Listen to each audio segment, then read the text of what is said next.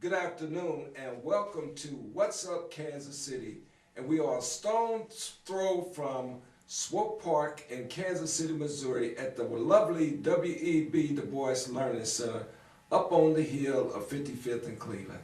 And it's a pleasure to be here today. Beautiful day outside, and we deserve some good weather, and we deserve a great interview with my friend and colleague Alvin Sykes. How you Brother doing? James Wise, How you doing, brother? It's going fine, man. Good to see you, man. Definitely good to see you. We've come a mighty long ways, right? Long ways. Yeah, I can remember you on Prospect up there talking to Bernard Powell, you know. Absolutely. And miss that, brother. I do too. I miss him too, man. He had a certain flavor for our community. Yes, he did. He had a specific recipe, ladies and gentlemen, for our community. But why don't you give us a little bio on Alvin, okay? Well, basically, I'm a 56-year-old. I'm a human rights worker. I've been that since I was 11 years old, as turning poison into medicine because of me being attacked as a child. I realized that there was a need for people to help other people who are victims of crimes and injustices to hook up with the law enforcement and to get some sense of justice. So I started when I was 11 and 12, and in between time I was into music and played trumpet and piano and sang a little bit, and then some musicians were killed during that period of time, and I returned to being an activist and been that ever since. Woke up one day and it was 15 years, and woke up another day, it was 25, and before I know it, I was 56. Very good.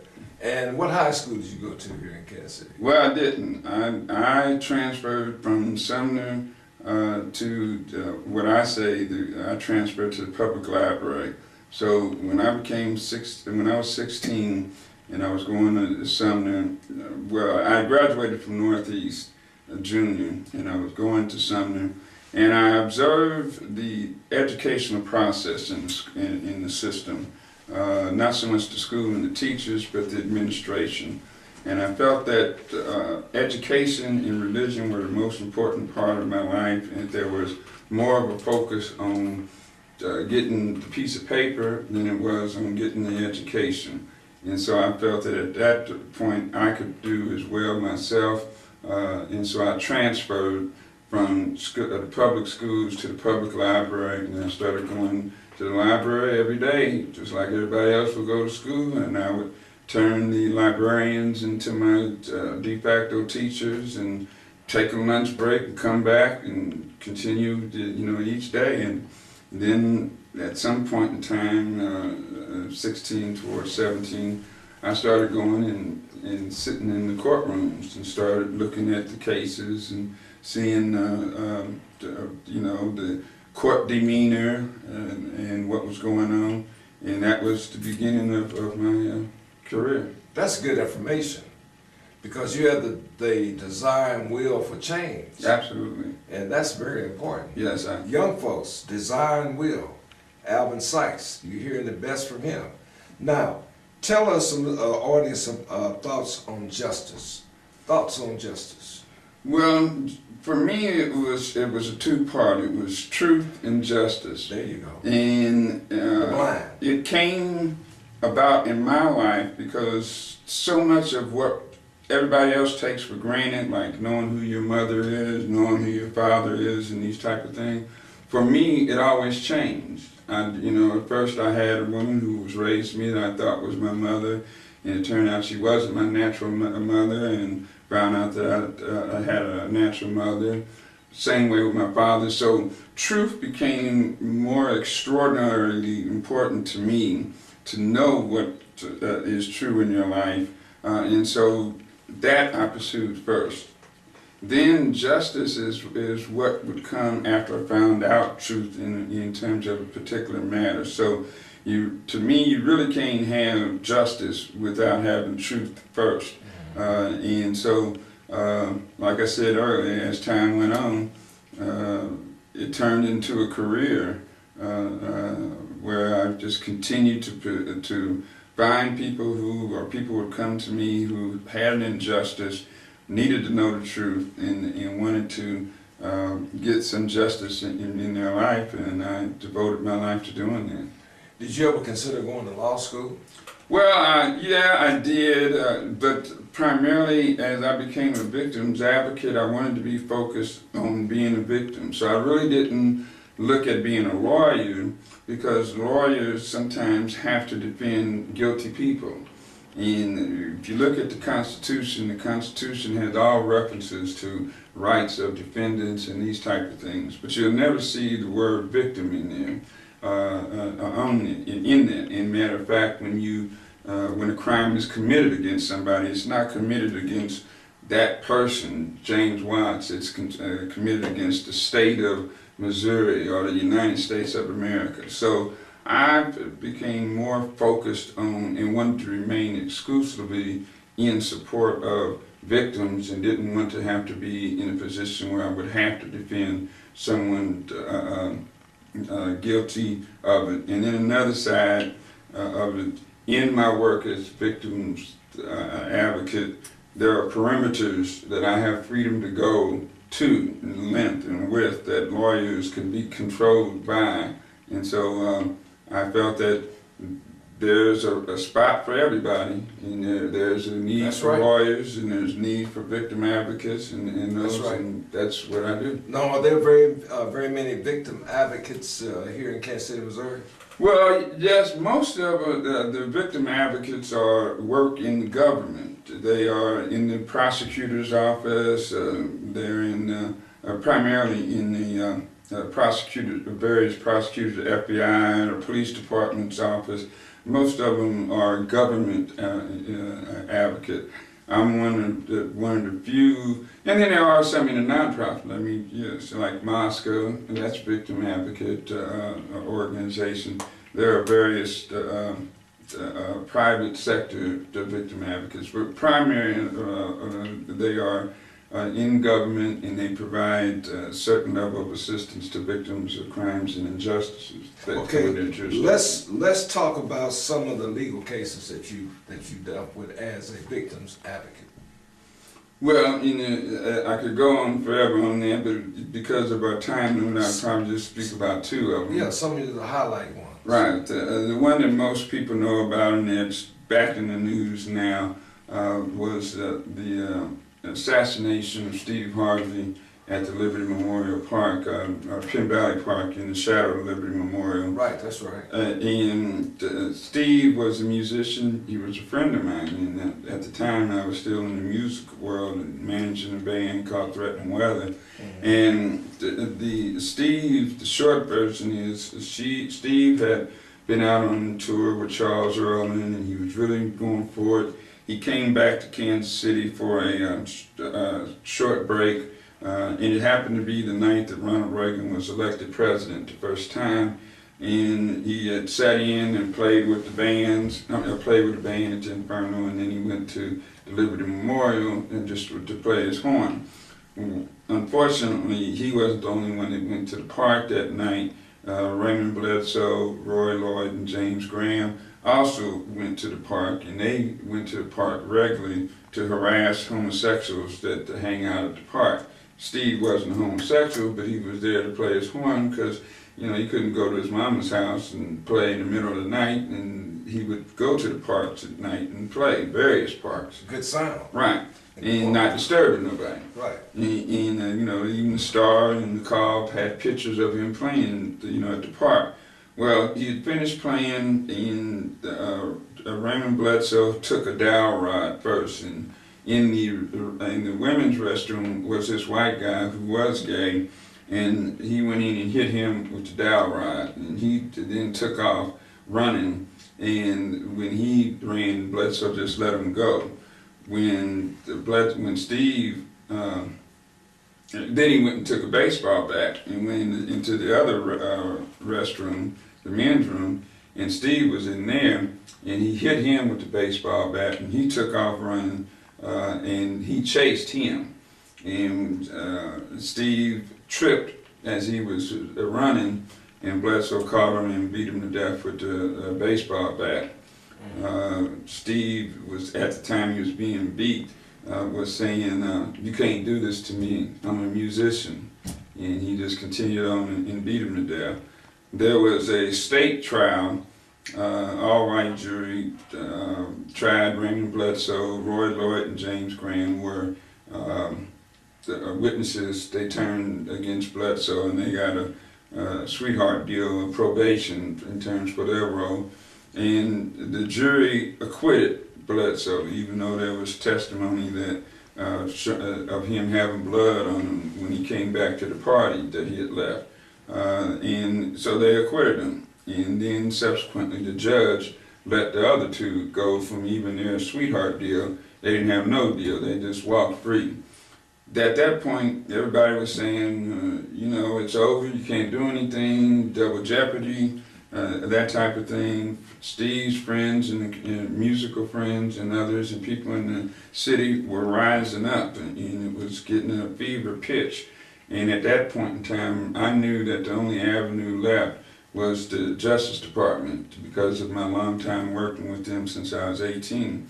So I called the Civil Rights Division, and initially they said, the person said, well, murder is not a federal offense, it's, unless it's under certain circumstances. And since neither Steve or the perpetrator were government officials, there's nothing can be done.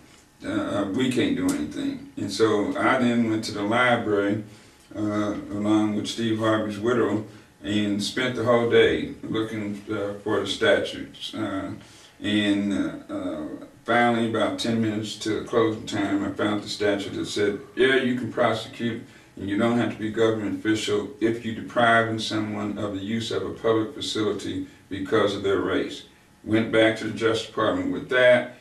An 18-month investigation ensued, and then Bledsoe was convicted and became only the fourth successful person convicted in the country under the Civil Rights Act of 1968. He's serving a prison, he was given a life sentence under the old rules, and last Wednesday the 24th, he came up for his mandatory parole hearing. The law says, the old law says, after 30 years that you've served, you have to be given parole unless they can show, the parole commission can show that you have either had serious or frequent violations of institutional rules, or they believe that you will commit other crimes if we let you go. So we're now working on trying to keep him in, since he has never expressed any remorse. We don't see any kind of change in him. And hopefully at the end of the show we can give the address if anybody wants to be supportive, to be able to email their support to the Parole Commission. That's the Steve Harvey case. Let's go to what does the future hold? Well, the future right now is basically two things. One, the Pete O'Neill case. Just 2 days ago, Pete O'Neill, who's a former Black Panther in Kansas City, named me as his victim advocate to help him examine his conviction in 1970. We certainly feel the short version of that. He was convicted for taking the gun across state lines while being a felon. It was ironic that he wasn't taking the gun across state line. It was months later, after he had purchased the gun from over in Kansas, and somebody else took it across state line. But during that time, J. Edgar Hoover was administering the COINTELPRO program, it was a counterintelligence program that was focused, among others, against the Black Panthers. And so we believed then that what transpired in Pete's case, as I looked at other cases that COINTELPRO operated under, that this was not something that he did. The fingerprints of COINTELPRO was all over it. So now we're working. Steve Penn is a former reporter who's wrote a book on called Case for a Pardon, and I'm heading up the committee to work to get this case thrown out of court. He's working on the end to try and get a pardon along with Congressman Cleaver, and that's going to be a significant part of my future, along with I'm getting old, been out here a long time, ready to move on, and need younger people to take over. So I'm writing a book on my life. It's called Show Me Justice, The Epic Life Journey of Alvin Sykes, and that kind of chronicles my life, the motivation, what I've learned, the things that, what it really takes to pursue and find peace and justice, and I'm writing that and working on that now. Well, let me ask you this. You know, I'm very impressed because I learned some things that I didn't know. I've kind of kept up with you over the years, but you know, you're very intelligent. Is very good. And you know, justice is a great cause to take up for people, because sometimes people just need some help. Mm-hmm. Now, why don't you tell our audience out there how they can get involved with you, how they can reach you, and why don't you just talk them to the camera right there and tell them. My name is Alvin Sykes. You can reach me, I'll give you two ways. You can reach me at the W.B. Du Bois Learning Center at 5501 Cleveland Avenue, Kansas City, Missouri 64130, or preferably you can reach me by email at Alvin Sykes, ALVINSYKES, all one word, lowercase, Alvin Sykes at hotmail.com, or you can reach me by phone at area code 913-954-2360. And now, what about the deal with Steve Harvey?